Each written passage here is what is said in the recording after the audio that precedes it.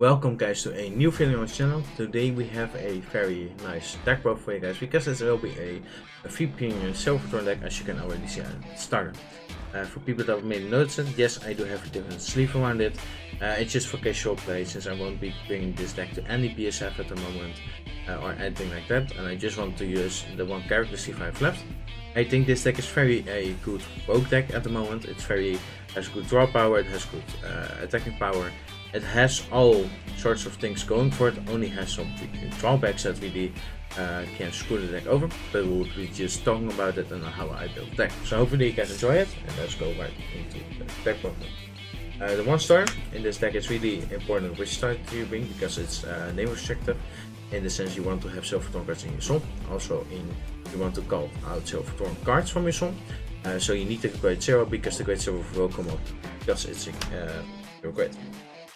Then 4 copies of Lucier. This is a very good card to sit on in the early game, or when you ride grade 3 first. Yes, it costs counter +2, so you need to be wary about that. Your opponent can deny you that.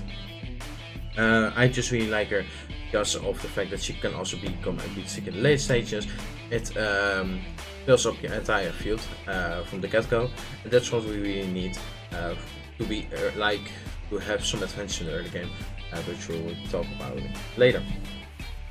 And we have 3 copies of Venus Lucier. You would say, why do you play this when you already play the main 4 copies of the normal Lucier? The reasoning behind this can be a really good beat stick on the Vanguard circle. Venus is already good on the Vanguard circle, but it costs a countless less, and you can do different approaches. Let's, for example, you want to play a slower game. You either want to go for the extra marker. Yes, you will lose out on some draw power in the end, but because you have an extra marker, you can make more attacks upcoming turns. And with this deck, you really fill up those slots really easily.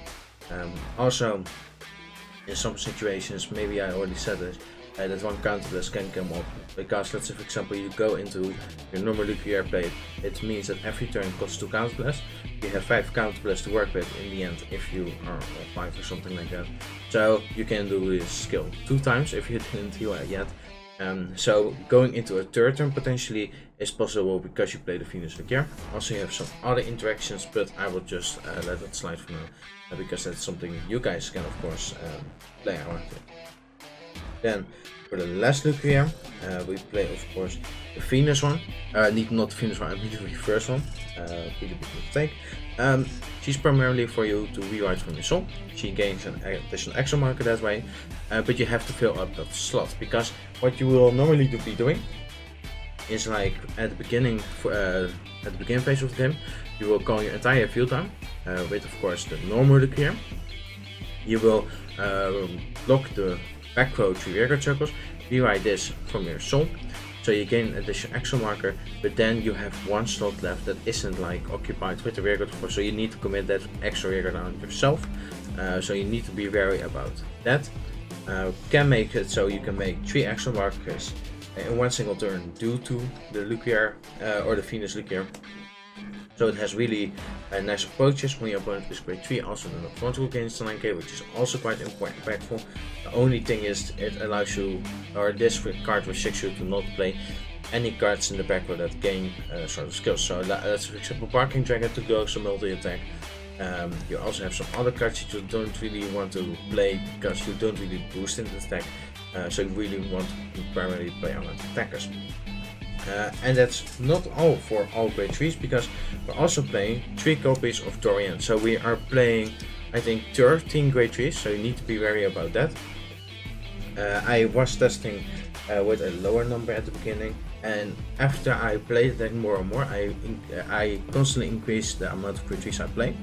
I really think this ratio is fine for me. Yes, it can become sometimes quite clunky, but of course you have the Lucier skills that you can discard through, so you can feel it actually quite good to your hand. Dorian right here also became quite better, to say the least, because what you actually had at the beginning turn, let's for example you went into your normal Lucier, you only had like 4 or 5 circles you could put cards into your soul with. So that means 2 draws. But since you now have an additional marker immediately because of the reverse, you have an extra circle to fill up, so you can gain an extra draw because of Dorian, because you have of course your 5 Vanguard circles, then the one Vanguard circle where Dorian relies on, and then the other extra circle where you need to commit the extra card down. So because Dorian now sucks an extra card, you gain an additional draw, you can fast to the deck, and what also happens is you don't mind committing the extra round card on the extra circle because of Lucario Reverse. Also Lucario Reverse is already a plus on yourself because you gain an additional extra marker. So it really synergizes quite a bit. Like all these great trees work really well with each other in tandem with, and that's how I like the deck. And now for like these are all the cards that actually gain lots of powerful skills, but we need to have cards that can back up those skills also. So that's why we go into the big tools right now. Then we have 4 copies of Marichka. It's a really nice card actually. Like at the beginning when this card was revealed, I didn't really like her that much, but actually the counter +1 to Soldier's Tree and draw a card is really huge because you don't do anything actually in the early game that much. So gaining that extra draw to survive a little bit of the early game is really nice. Also Soldier's Tree can immediately set up your soul.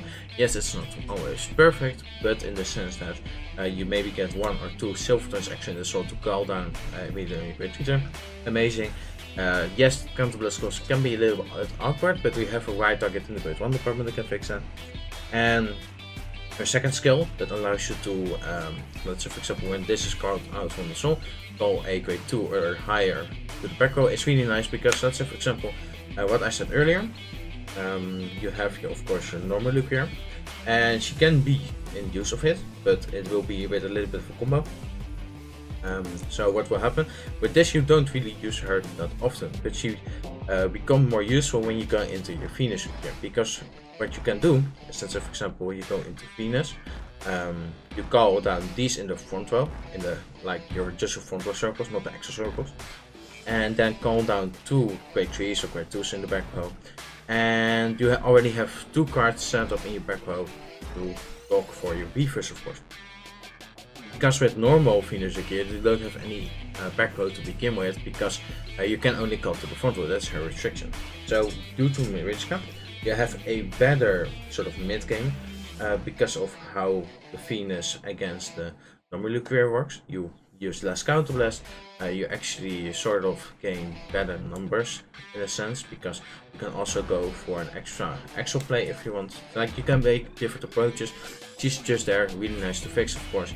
And you would say, oh, but it's better to call a 9k attacker. That's also sort of true. They will be pumped up due to Reverse of course. But what you can also do, call her out, call out a grade 2 behind her that gains 10k on attack, or just a continuous 10k, and just move her to the back row and just lock herself. That's also an option, but with that you just got an extra unit onto the board just for you to play with. Then we go to Lillian. This is your second right target. Like this is a less Marichka, like in the sense that it sets up your drop zone more specifically.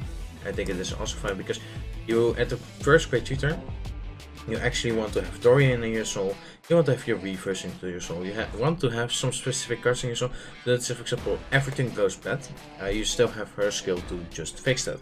Also it's a 19k attacker, where if you have 4 different named Silver Thorns in your soul, also really nice to have, that can become a very good beat stick. So that's where like it's a less Marichka, in the sense that it's a less of a right target, but it will be better into the mid and the late stage of the game of course. And then for the last grade 2s, I will play 2 copies of Rising Dragon, because Marichka is a very good right target, Lillian is a very good right, or is sort of a good right target and a good speed stick, and Rising Dragon is just a good beat stick overall. So with that you have everything going on right there, and playing more right targets isn't that necessary, so I just decided on playing 2 Rising Dragon, because you also want to have quite a lot of beat sticks. Like you want to have some setup, you want to have the powerful skills to make up your field, but if those numbers don't really do that much, then you don't have anything on your field to play with, so that's why you want to play also some beat stick. Then Anna, this is the counter charger for Silver Thorn, a really nice addition. You can actually make some quite nice additions with this card, because when she is called out from the soul, you can put a Vanguard and this into the soul. That's of course Silver Thorn, and counter charge 1. what you can actually do, let's say for example you have a reverse on your hand, and you want to have it in your soul because you want to rewrite into it, right? Call it down early, call Anna, just do Lucia skill, put the Lucia into the soul with Anna, and then you have also your reverse set into your soul. So you can actually unbrick also in that sort of department as just a really nice counter, because the Lucia, like just a normal Lucia, can make it so yes, you minus on 2 Vanguard, because you minus on Anna itself and a Vanguard onto your field that you will be sucking in. But because of that, it's only counterless 1 cost, so you can use counterless more for the reverse plays. But what also happens is that you can make more use of Marichka, because you have some circles to fill up with Marichka, but you still don't minus on getting at the field. So very nice addition. Also when you write over it, you can counter Thorn. So it really helps when you write a Marichka or a Lillian to counter that counterless immediately, so you don't get denied that much when you write into your first grade cheater. Then for Wami, I was talking with some friends that also play Pale Moon about this card. I really like this card because what I just usually do is, if I know for certain I will be using this at grade 3, I will go at grade 1. If I go second, I will just commit this behind the finger to gain in an extra booster, commit or pressure my opponent quite a bit. Then at grade 3, I will just put this into the soul, check top 3, put Silver Thorns cards into the soul, and with that fix my soul to call out those amazing Silver Thorns that I have then in my soul. This card can just set up that soul immediately fast. Sometimes, let's say for example, you get 2 Silver Thorns into the soul from the top 3, then that means you have 3 Silver Thorns in the soul, because Romy is also a Silver Thorn herself. And you can of course spam this multiple times if you decide to call it out, filter your drag really hard to hit those amazing triggers to pressure your opponent. Then I decided for my last grade 1 to play 2 Masquerade Bunnies. It's a really weird card for me. Some people may think, but I really like this card because what happens, at least when you go into your reverse play, that you need to commit a card down from your hand. But what happens is, for example, you have everything set up, your soul, your field, everything.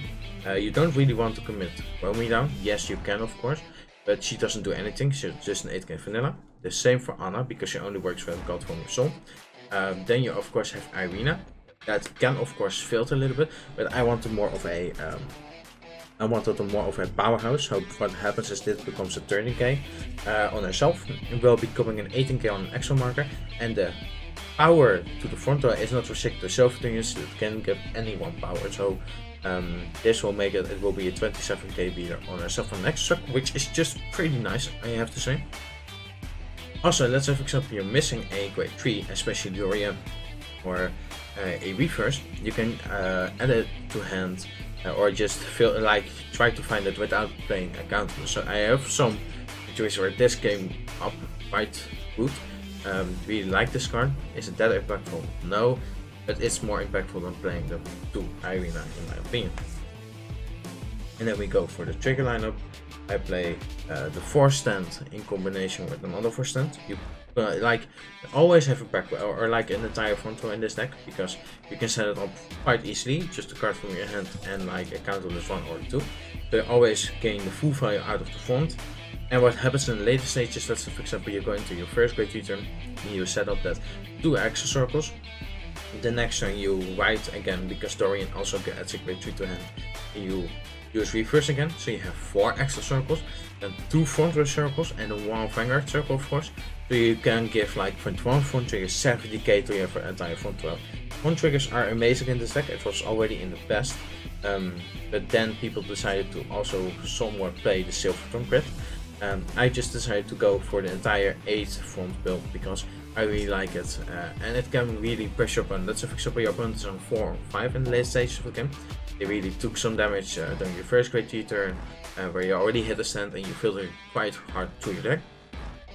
And when you have those extra circles and already the units are starting to hit for 36k, which already is a big number, and then for 46, that's amazing. So we're playing for the 4 stands as a sort of a win condition. Then for the rest of the trigger lineup, not out of the ordinary, draw triggers. Really need this in this deck because You want to discard X amount of creatures of course in your hand, and of course you deck very good to your deck due to Dorian, due to soul charging or specific soul charge because of overwhelming. So you will definitely see quite a couple of PGs during that game. And then for the last trigger, yeah, I don't think I have to say anything about this. Just the 4 heal cards, because heal cards are really good in this format. So that's why we play Thorn. So that's really it for my deck profile. Hopefully you guys enjoyed it. Comment down below with any questions, and we'll see you guys later. Goodbye.